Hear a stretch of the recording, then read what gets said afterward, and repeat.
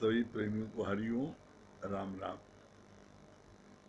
इसीलिए कहते हैं अब भी समझ जाओ, स्वार्थ लाग करे सब प्रीति, सुर नर मुनि सबकी रीति। कल को यही तुम्हारे लौंडे हो जो तुमको भी धक्का देंगे, हटो हटो हटो, हमारी बीवी हम खींचेंगे, बस तुम हट, दूर हटो। जब तक नंगे दो नंगे घूमते रहते थे, पार्टी भी साफ करने की तमीज नहीं थी, तो माँ सब करती थी। माँ जो है कितना अपनी जान से ज्यादा प्यार करती है बच्चे को। अपना खाने का, पीने का, आराम करने का, किसी बात का नहीं, पहले बच्चा हो, कोई कष्ट ना हो। हर माँ कितनी अपने बच्चों का ख्याल करती है। वही बच्चे जो बचपन में हजारों बार माँ की सहायता लेते हैं, माँ के बलबूते वो पलते पोसते हैं, तो वही बच्चे जब बड़े जाते हैं तो माँ को दुत्कारते हैं, तुम अलग हटो, तुम्हारी फोटो खराब लगती है, हमारी बीबी हम हैं बस। क्या जमाना आ गया है। इसीलिए बार बार गुरु जी कहते हैं अपना उद्धार करो। चला तो बंद क्यों कर दिया?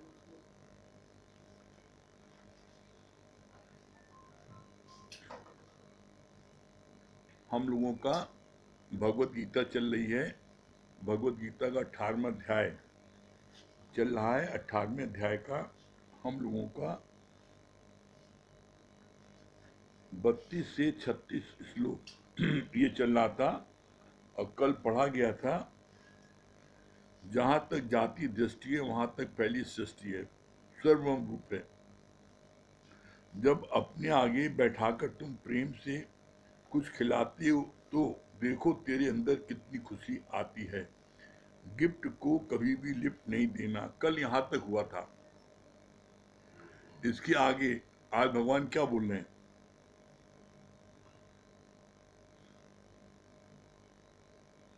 गुरु हमें ज्ञान और प्रेम नम्रता के ऐसे कहने देता है, हमारा मुखमंडल सदैव चमकता रहता है। ज्ञान से चमके मुखमंडल। क्रीम पाउडर लगाने से क्षणिक चमक आएगी, और ज्ञान से आपका 24 घंटे चेहरा दमकता रहेगा। क्यों?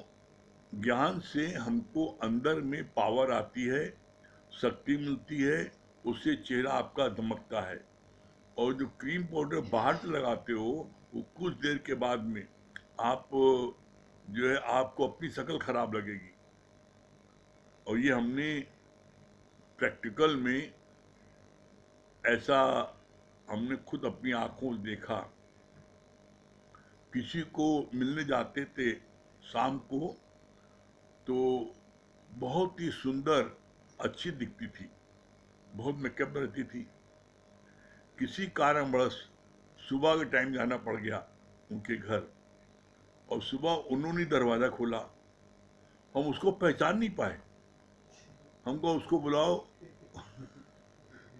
हमने सोचा कोई नौकरानी होगी, अगर हम ही है। हम तुम वो, उसकी शक्ल देख करके हमको इतना आश्चर्य हुआ कि कितनी बदसूरत, और उस समय शाम ने कितनी खूबसूरत। तो क्रीम पाउडर जो लगा करके आप मेकअप करते हो वो 2-4 घंटे का मैक्सिमम है बस, उसके बाद पॉलिश उतर जानी है। लेकिन ज्ञान से आपका 24 घंटे आपका जो है चेहरा दमकता है। फिर क्या बोला भगवान ने? सिर दर्द होने पर तुम टाइगर बाम लगाते हो, डिस्पिन लेते हो, पर यहां गुरु हमें देता है आत्मिक बाम, सर्व रोग का औसत नाम। Yesterday is cancel check, tomorrow is promissory note, but today is cash money, which you can spend wisely.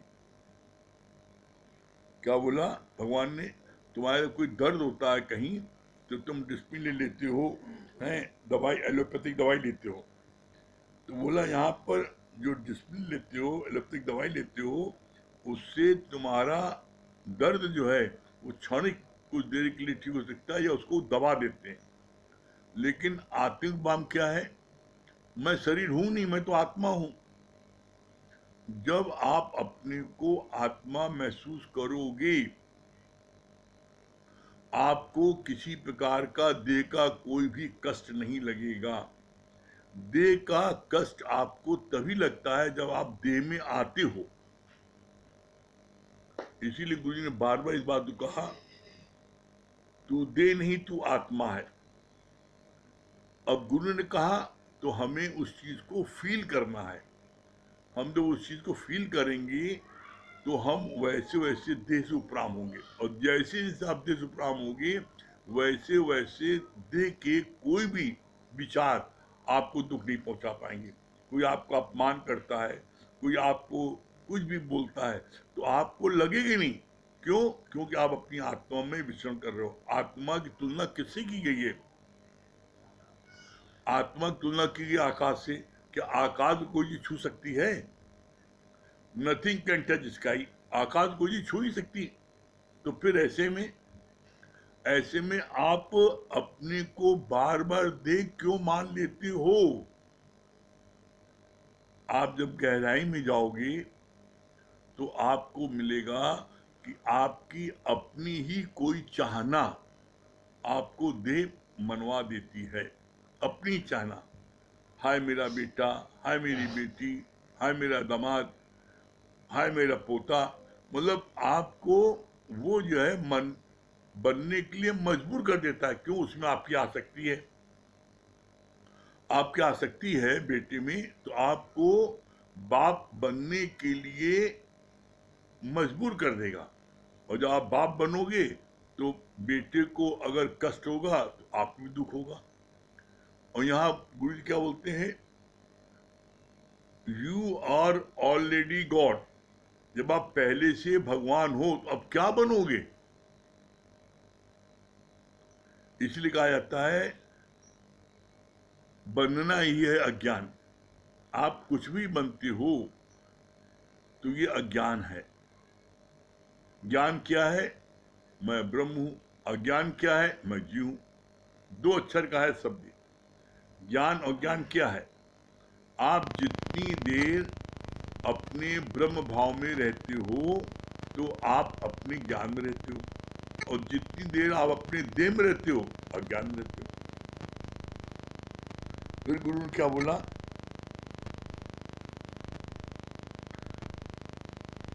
स्टरडे cancel cheque.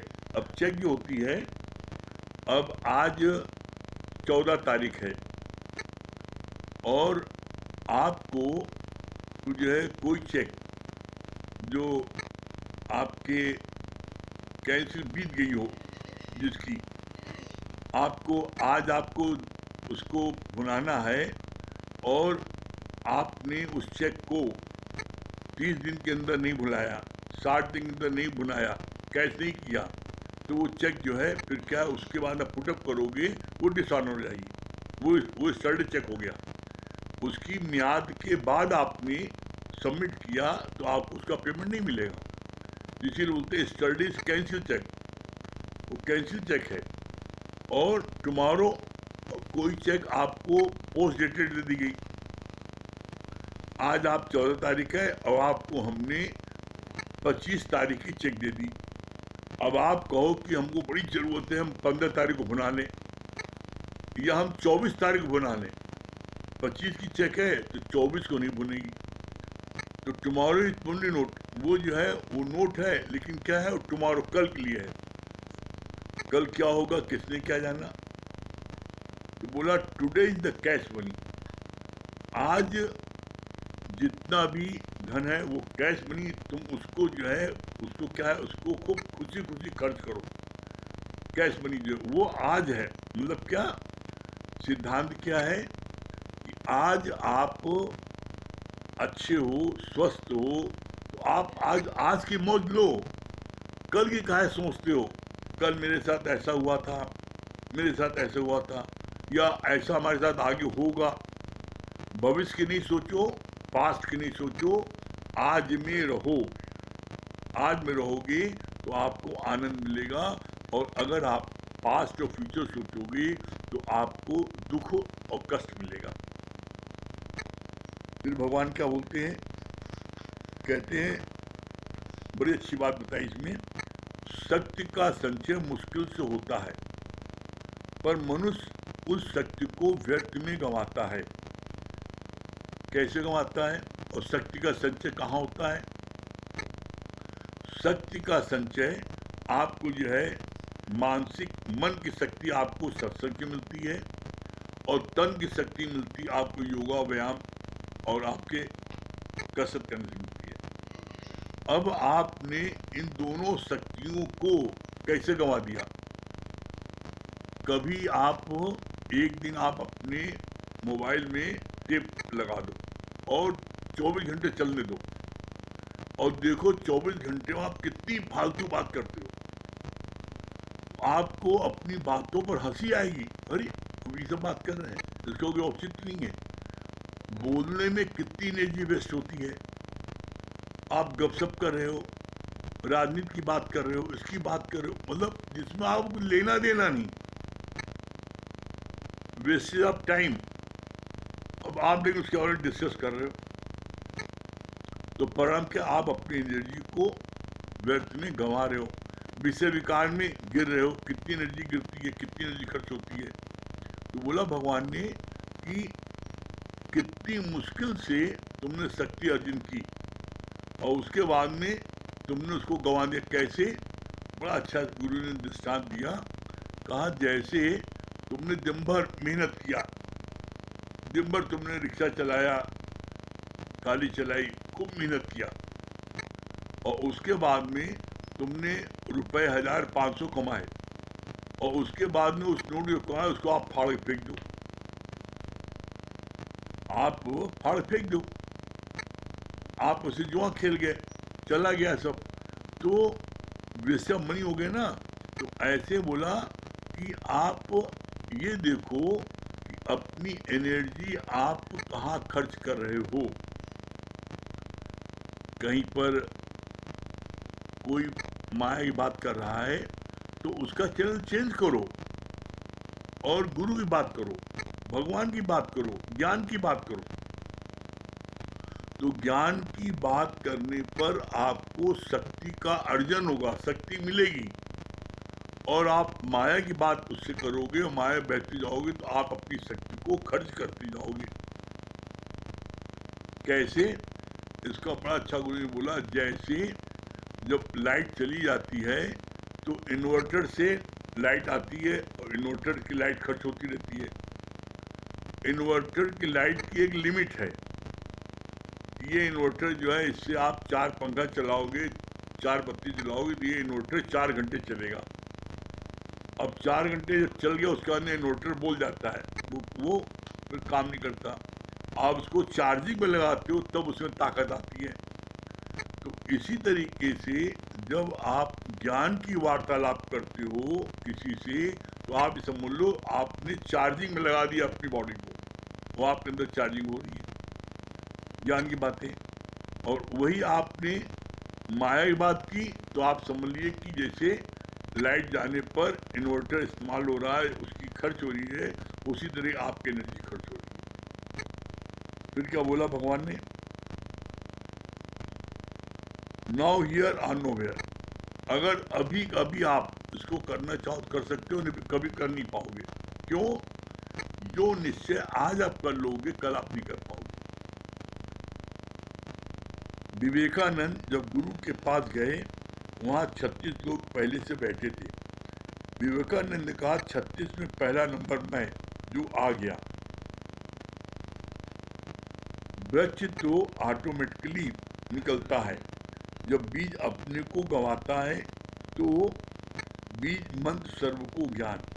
कितनी सुंदर बात बोली है। जब विवेकानंद पहुंचे तो 36 लोग प्रेमी बैठे थे, उनका 36 पहला नंबर। तो यही भावना तो आपके अंदर भी होनी चाहिए कि 36 पहला नंबर। मैं जितने लोग सत्संग सुन रहे हैं मैं उनमें सबसे नंबर 1 पर रहूंगा। क्यों नहीं आ सकता? जब आपके अंदर में उमंग होगी, उत्साह होगा, जोश होगा, फर्म डिटर्मिनेशन होगा तो दुनिया की कोई शक्ति आपको नंबर 1 होने पर रोक नहीं सकती। लेकिन जब आप खुद ही मन से हारे हो, अरे पता नहीं होंगे नहीं होंगे, खुद ही विश्वास नहीं है, तो कभी नहीं होगा। नहीं,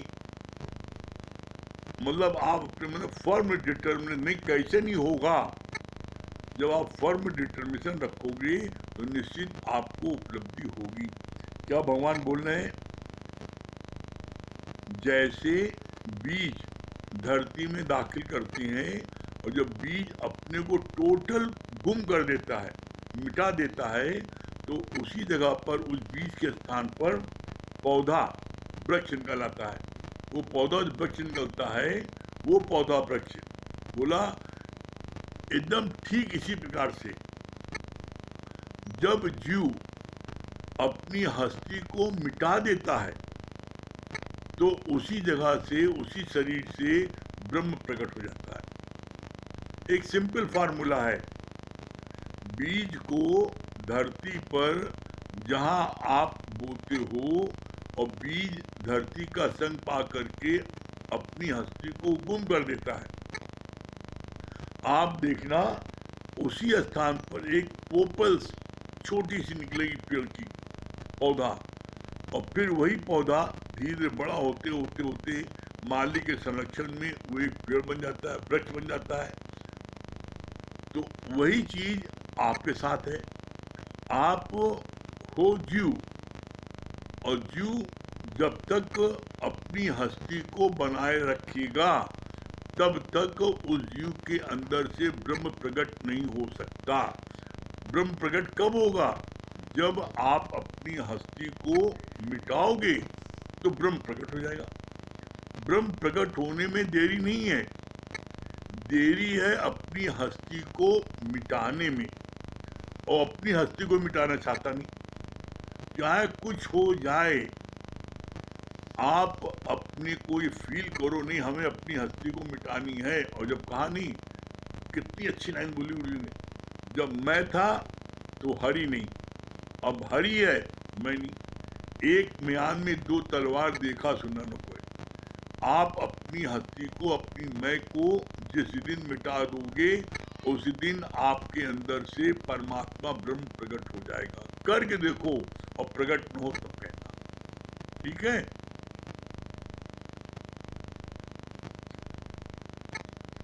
आइए अमित भैया।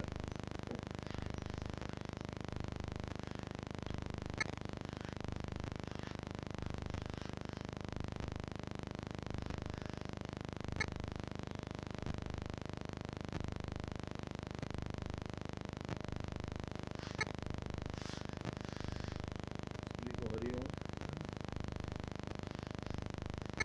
आज गुरु जी की वाणी सुन रहे थे तो उसमें भगवान ये बात बोल रहे थे कि देखो, कभी कभी आंखों देखी बात भी सत्य नहीं होती है, आंखों को भी भ्रम हो जाता है।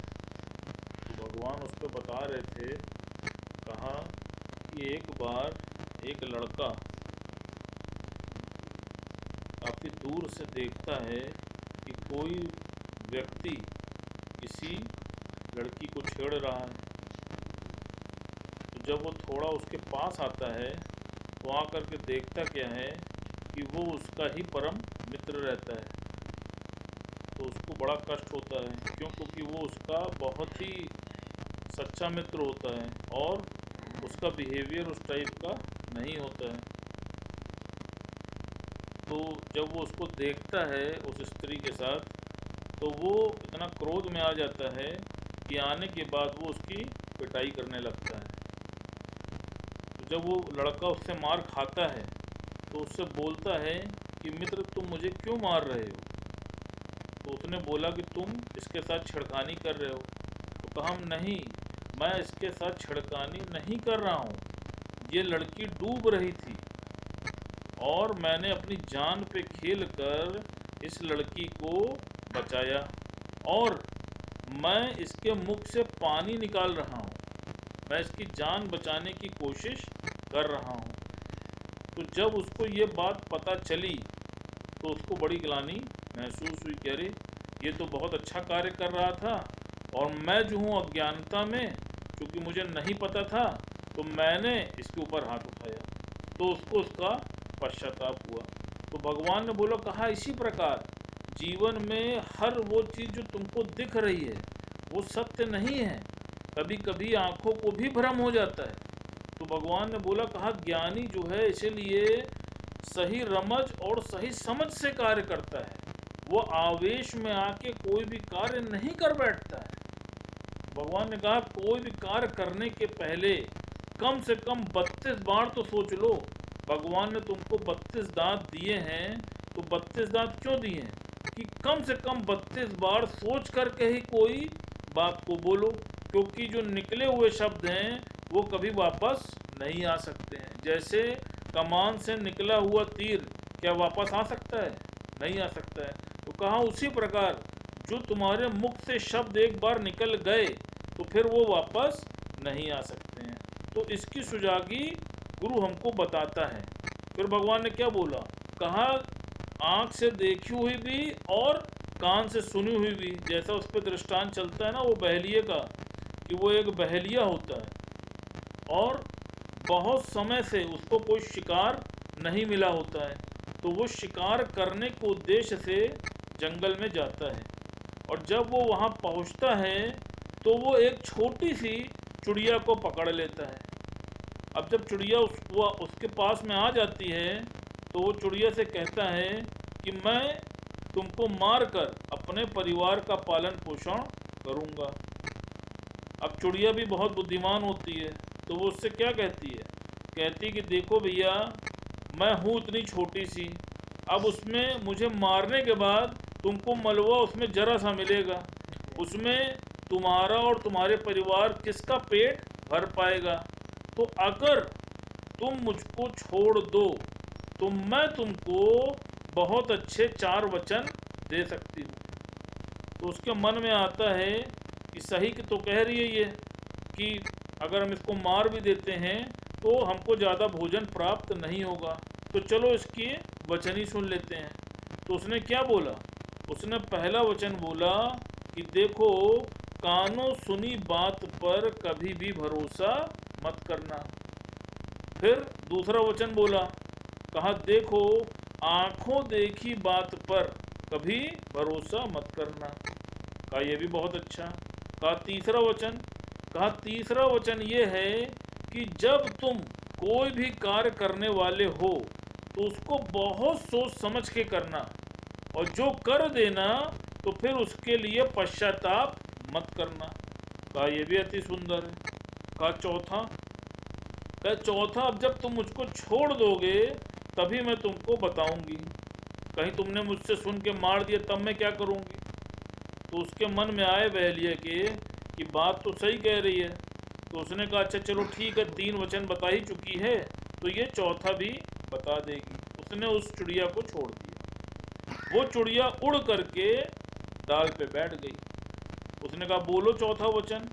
तब उसने बोला कि तुमको पता नहीं है मेरे पेट में लाल था, और अगर तुम मुझको मार देते तो वो लाल तुमको प्राप्त हो जाता और तुम करोड़पति हो जाते। तो जैसे ही बहेलिये ने ये बात सुनी तो वो लगा अपनी छाती पीटने जोर जोर से और बिलक बिलक के रोने लगा। तो क्या बोला उस चिड़िया ने? उसने कहा हाँ, यही तो मैं जानती थी कि मनुष्य जो है सुनता सबकी है, करता अपने मन की है। कहा देखो, अगर तुमने मेरे वचन ध्यान से सुने होते तो तुमको ऐसा दुख ना होता। कहा तुमने ध्यान नहीं दिया। मैंने तुमसे क्या बोला था कि कानों सुनी बात पर भरोसा मत करना, तो तुमने मेरे वचनों पर भरोसा करा। फिर दूसरा वचन क्या बोला था?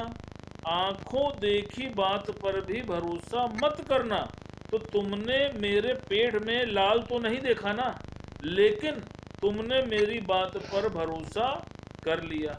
और फिर तीसरा वचन क्या बोला था कि जो भी कार्य करना उसको बहुत सोच समझकर ही करना, और जो कर देना तो उसके लिए फिर पश्चाताप मत करना।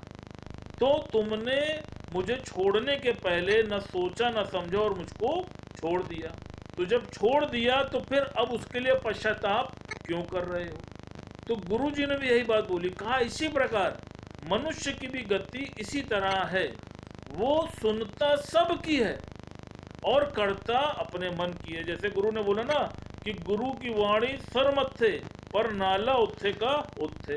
तो हम जब तक जीवन में अपने को चेंज नहीं करेंगे, उसका अनुसरण नहीं करेंगे, उस पर नहीं चलेंगे, तब तक कभी भी आप समझ लीजिए उन परिस्थितियों से आप उभर नहीं पाएंगे। हम सब की क्या यही तो गति होती है कि हम कोई कार्य कर बैठते हैं और करने के बाद हमको अफसोस होता है कि अरे ये हम कर बैठे। तो ज्ञान किस लिए गुरु तुमको सुनाता है? ज्ञान गुरु आपको इसीलिए तो बताता है, रोज आपके साथ परिश्रम इसीलिए तो करता है कि आप अब भी जागरूक हो जाओ। जो कर बैठे कोई बात नहीं, लेकिन अब तो जागरूक हो जाओ। अज्ञानता में जो कर्म बना चुके हो, कम से कम ज्ञान मिलने के बाद अब तो वो कर्म ना बनाओ। भगवान ने क्या बोला? कहा देखो, इसीलिए दादा भगवान ने बोला, कहा शुक्राना और मुस्कुराना। जब तुम्हारे जीवन में गुरु का ज्ञान रूपी प्रकाश आ जाता है तो तुम हमेशा शुक्राने और मुस्कुराने में रहने लगते हो। तो जब तुम शुक्राने में रहते हो तो क्या तुमसे कोई गलती हो पाती है? सोच के देखो। और तुम दिन में गॉड का कितनी बार शुक्राना अदा करते हो, ये भी अपने से पूछ के देखो। और इस पर भगवान बहुत आज मतलब कड़ी वाणी बता रहे थे। कहा कि देखो, जो लोग शुक्राना नहीं अदा करते हैं उनके साथ क्या होता है ये भी जान लो। भगवान बता रहे थे, कहा कि एक पक्षी होता है, वो बिना पंख का पक्षी जन्म से होता है, और जब वो दूसरे पक्षियों को उड़ता हुआ देखता है तो वो मन ही मन बड़ा उदास होता है। क्यों? क्योंकि उसको जन्मजात उसके पंख नहीं होते हैं। और वो जब कभी भी आसमान की तरफ देखता है, सारे पक्षी उड़ते रहते हैं, आनंदित होते रहते हैं, चहकते रहते हैं, तो वो बहुत अधिक दुखी होता है और अपने को बड़ा ही प्रताड़ित महसूस करता है। तो एक दिन वो ऐसे ही दुखी होकर के उदास कोने में बैठा रहता है। तो दूर से वो देखता है कि नारद जी चले आ रहे हैं। तो उसके मन में भाव होता है कि चलो हम नारद जी से अपनी पीड़ा व्यक्त करें। तो वो नारद जी से बोलता है कि भगवान आप कहाँ जा रहे हैं? तो वो बताते हैं कि मैं ईश्वर से मिलने जा रहा हूँ। तो वो अपनी सारी पीड़ा उनसे व्यक्त कर देता है कि प्रभु, हमारी आपसे विनती है कि आप परमपिता परमेश्वर से ये पूछिएगा कि उन्होंने मुझे किस जन्म का ये दंड दिया है, कि ऐसे मैंने कौन से गलत कर्म किए कि मुझको जन्म से ही बिना पंख का भेजा है। तो उन्होंने कहा ठीक है। वो भगवान के पास जब पहुँचे तो उन्होंने भगवान से उसकी पीड़ा व्यक्त की और उसके बारे में पूछा। तो भगवान बोले कि इसको मैंने आज इस योनि से पहले दो बहुत उत्तम योनियों में भेजा था, लेकिन इसने किसी भी योनि में हमारा शुक्राना अदा नहीं किया, जिसके कारण से इसको इस बार बिना पंख के साथ इस योनि में जन्म लेना पड़ा। तो जब वो नारद जी भगवान के पास से लौटे और लौट करके उसको सारी बात बताई कि तुमने शुक्राना नहीं अदा किया था, जिसकी वजह से तुमको इसको भुगतना पड़ रहा है, तो उसको अपनी गलती का एहसास हुआ। और अब चूंकि उसके पास तो पंख नहीं थे, तो वो अपनी चोंच से रेत को उठा करके और रेत में शुक्राना शुक्राना शुक्राना शुक्राना लिखता रहा। जब तक उसका जीवन बचा रहा तब तक वो शुक्राना ही शुक्राना लिखता रहा। तो भगवान ने इसका सिद्धांत जो बताया बहुत सुंदर, कहा इसी प्रकार देखो, जीवन में जो भूलें तुमसे हो गई हैं अज्ञानता में, कम से कम वो भूल अब तो मत करो, और अब तो गॉड के प्रति थैंकफुल हो जाओ। अब तुम अपने अंदर झांक के देखो कि तुम भगवान का दिन भर में कितनी बार शुक्राना अदा करते हो। इसीलिए दादा भगवान ने पहला पॉइंट बोला था, शुक्राना और मुस्कुराना ये हमारे सत्संग की ड्रेस है। Smile while and while, this is your morning exercise. तो अब आप सोचो इसमें आपका जाता क्या है। अगर आप गॉड के प्रति थैंकफुल होते हो तो उसमें आपका जा क्या रहा है, आप सोचिए जरा। और हमारी कमी क्या है कि हम कभी भी अपने भरे हुए गिलास के पानी को नहीं देखते।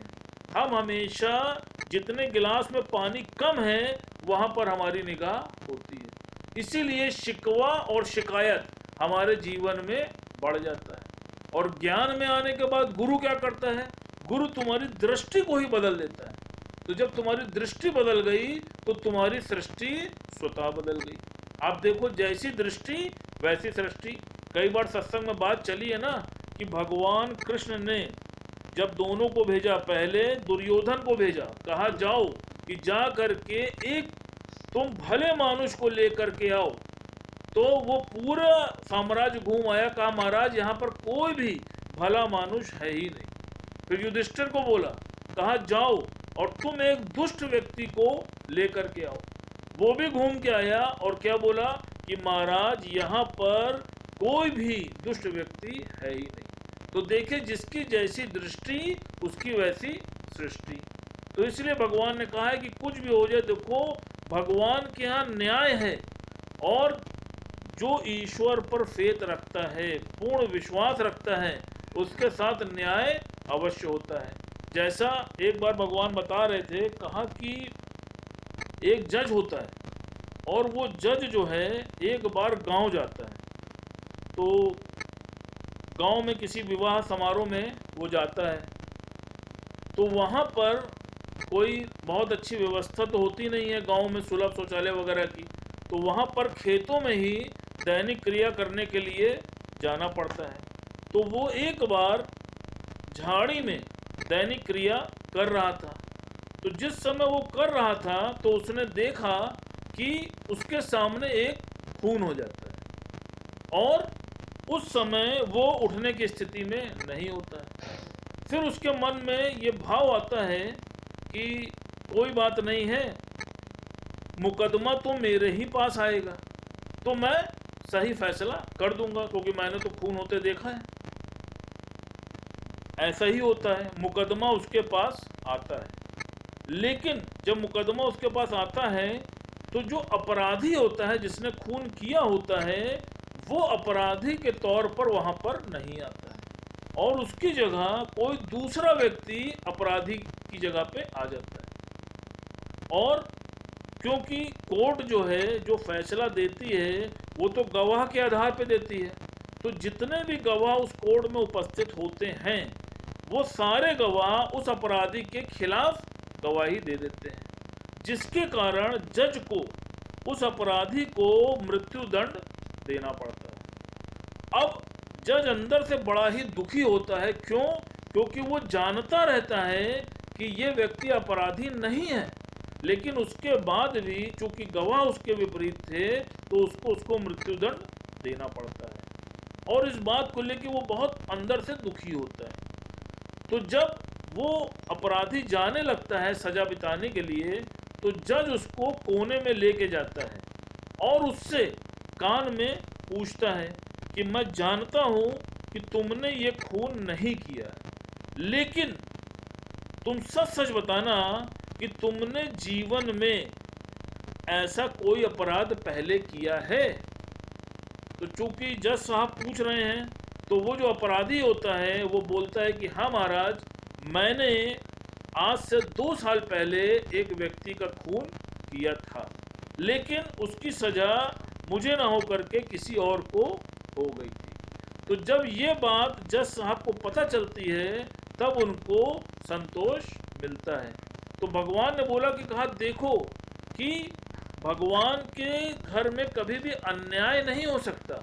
उसने 2 साल पहले भले ही उसने कत्ल किया, लेकिन सजा परमात्मा ने उसको दी।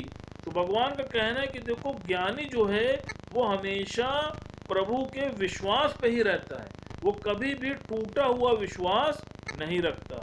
वो परमात्मा के ऊपर अंधी श्रद्धा और अटूट विश्वास रखता है। और जो ऐसा रखता है उसको देखो जीवन में सब कुछ प्राप्त हो जाता है और बाकी फिर अपनी मर्जी।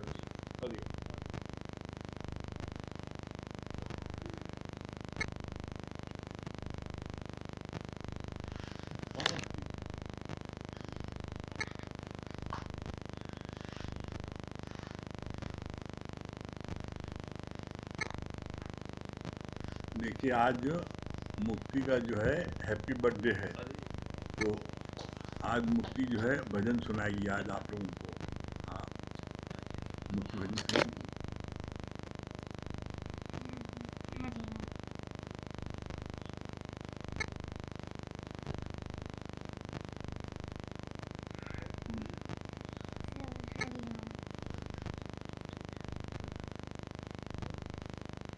जिसको जीवन में मिला सत्संग है, जिसको जीवन में मिला सत्संग है, उसको हर घड़ी आनंद है। तुलसी मीरा कबीरा ने भी गाया, तुलसी मीरा कबीरा ने भी गाया, सूरदास ने भी दर्शन पाया। तुलसी मीरा कबीरा ने गाया, सूरदास ने भी दर्शन पाया। जिसके रोम रोम में बसे गोविंद है, जिसके रोम रोम में बसे गोविंद है, उसको हर घड़ी आनंद आनंद है। जिसको जीवन में मिला सत्संग है, उसको हर घड़ी आनंद आनंद है। जिसका जीवन सच्चाई में ढल गया, उसके पापों का पर्वत भी ढह गया। जिसका जीवन सच्चाई में ढल गया, उसके पापों का पर्वत ढल गया। जिसके 84 कट गए फंद हैं, जिसके 84 कट गए फंद हैं, उसको हर घड़ी आनंद ही आनंद है। जिसको जीवन में मिला सत्संग है, उसको हर घड़ी आनंद ही आनंद है। इनके मुक्ति के पापा क्या बता रहे हैं महेश भैया?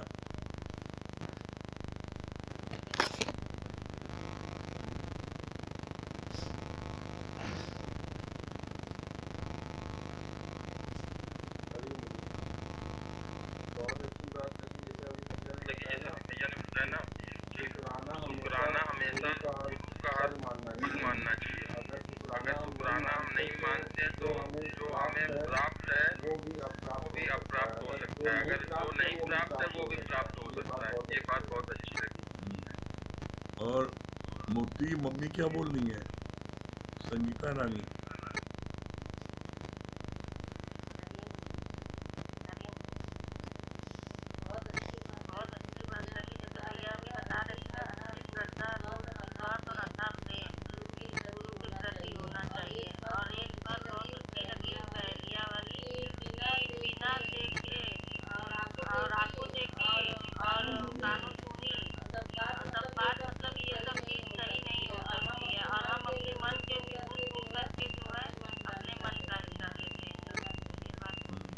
चलिए मुक्ति के बर्थडे के उपलक्ष्य में आप भजन सुनाइए।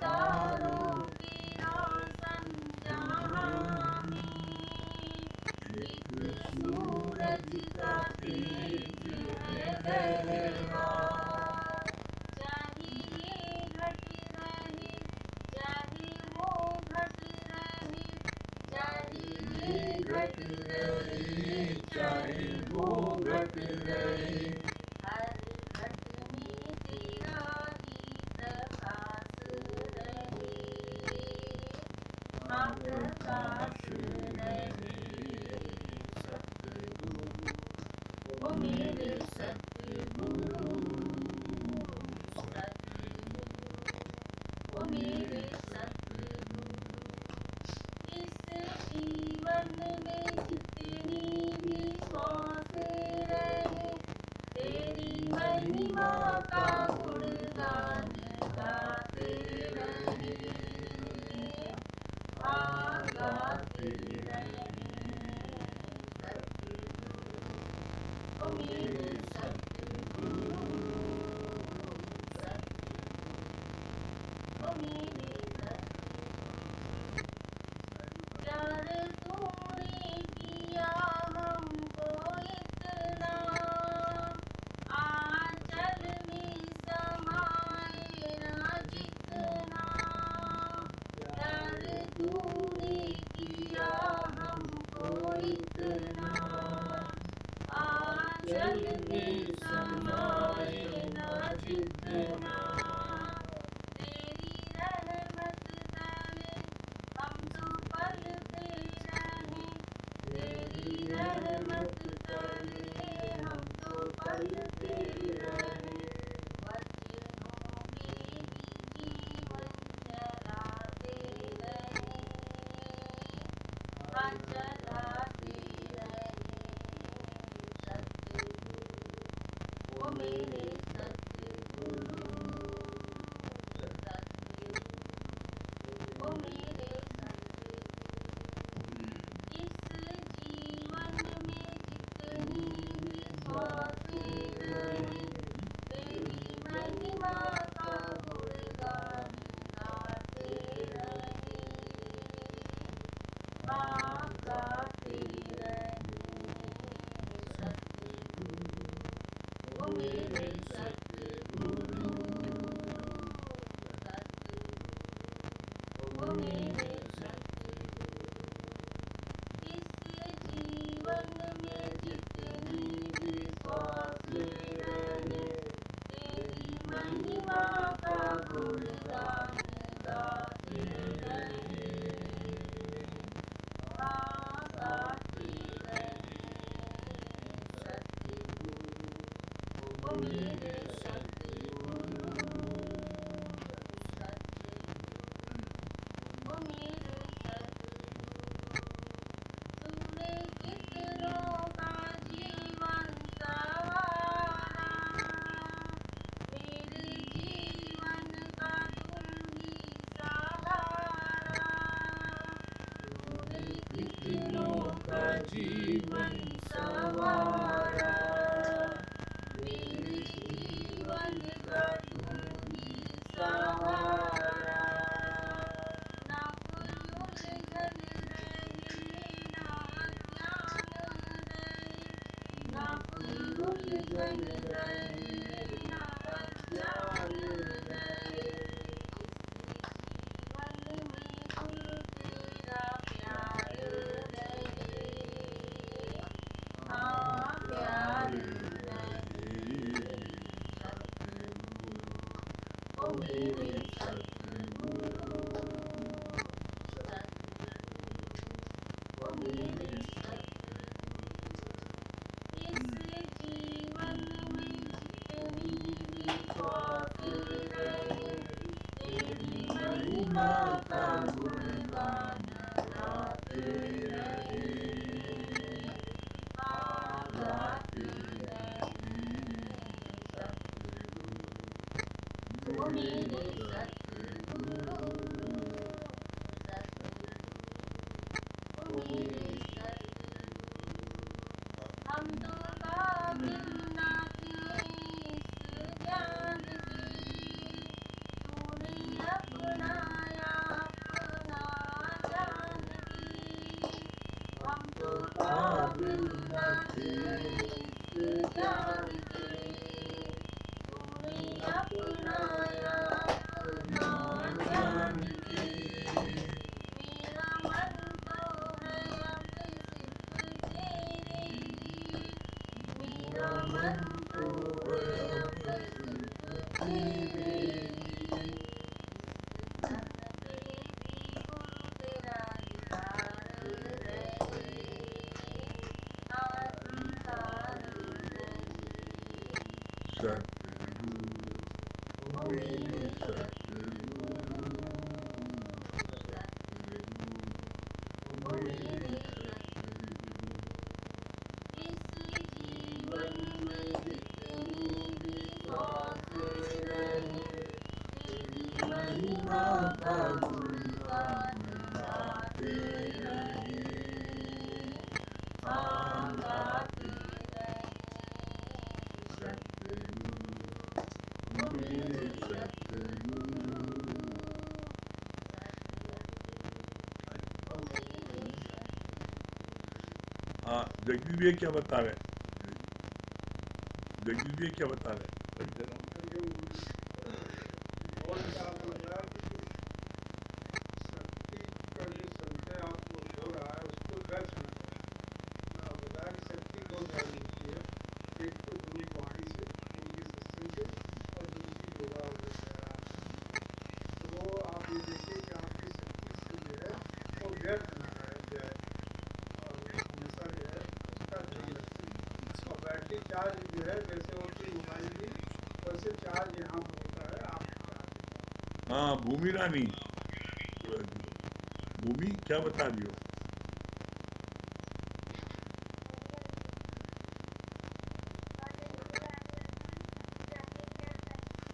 हैं?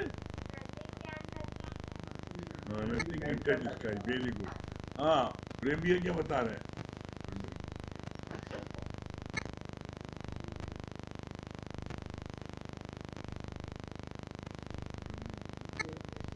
प्रेम भैया क्या बता रहे हैं? हरिओम।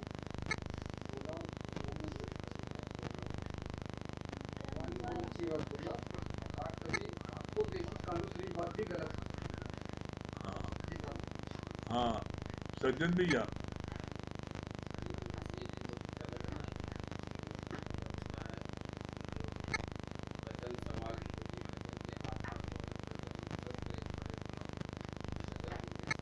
हाँ, द्वारका भैया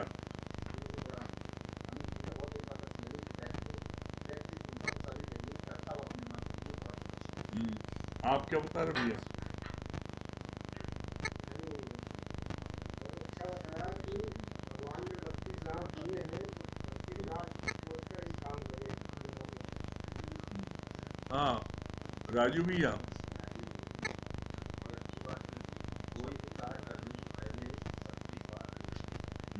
नालवी जी हम लोग चाय जैसा पहले से क्रीम पाउडर लगाते थे, वो चमक नहीं आती थी। आपने इसका एग्जाम्पल भी दिया कि एक वीडियो जो है मतलब बहुत अच्छी लगती थी, सुंदर लगती थी। तो जब आप सवेरे वहाँ गए तो देखा कि ये वही लड़की है, कहा कि नहीं अंकल हम ही है जो है। तो आपने कहा कि मतलब ये ज्ञान की चमक है, आज हमारे चेहरे पे भी चमक है। चलिए बहुत बढ़िया। हाँ, देखिए सत्य भजन सुना रहे हैं।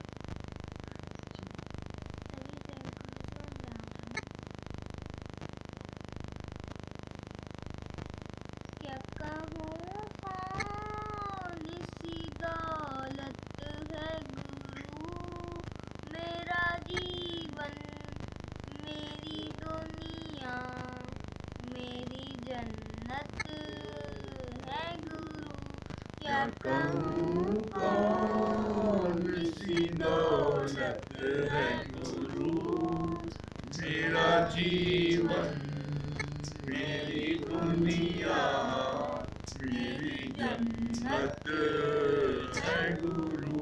बनाया सीने है जीवन सारा, बनाया सीने है जीवन सारा, अंग अंग में इनका ही साया, अंग अंग में इनका ही साया,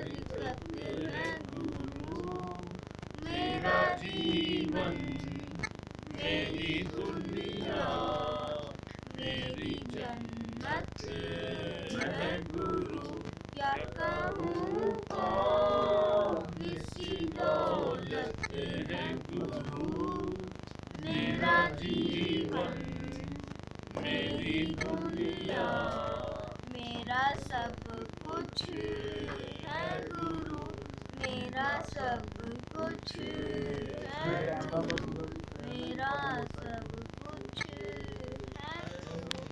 सभी प्रेम करूंगा। बहुत बढ़िया। अब देखिए जो है मूर्ति की बर्थडे का केक कटने जा रहा है। मिथिलेश आप जो है आप गाइएगा, बर्थडे का वाला गीत गाइएगा।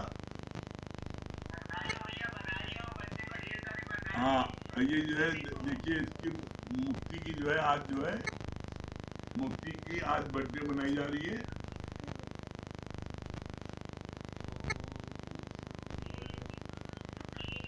हाँ, ये मूर्ति ओम भूर्भुवस्सुवः तत्सवितुर्वरेण्यं भर्गो देवस्य धीमहि धियो यो न प्रचोदयात्। ॐ भूर्भुवस्सुवः तत्सवितुर्वरेण्यं भर्गो देवस्य धीमहि धियो यो न प्रचोदयात्। ॐ भूर्भुवस्सुवः तत्सवितुर्वरेण्यं भर्गो देवस्य धीमहि धियो यो न प्रचोदयात्। ॐ भूर्भुवस्सुवः तत्सवितुर्वरेण्यं भर्गो देवस्य धीमहि धियो यो न प्रचोदयात्। ॐ भूर्भुवस्सुवः तत्सवितुर्वरेण्यं भर्गो देवस्य धीमहि धियो यो न प्रचोदयात्। अब देखिए केक कटने आ रहा है। मिथिलेश गाइए। To you, birthday to you, birthday to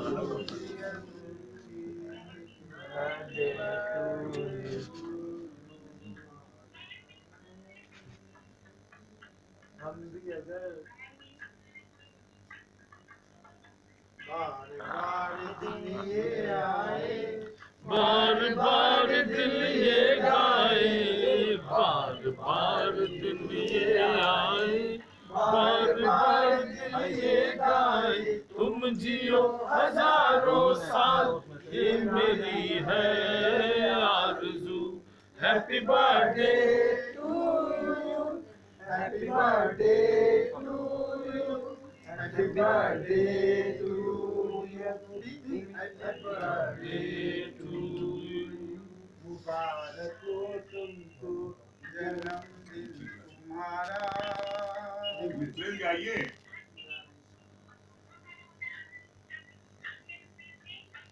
हाँ मिथिलेश गाइए।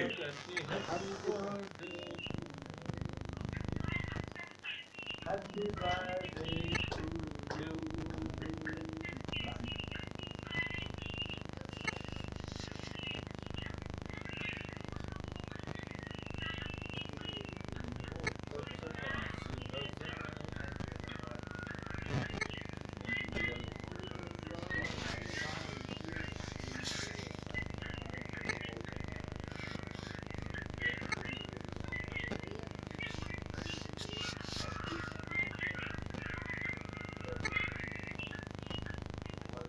कल सुबह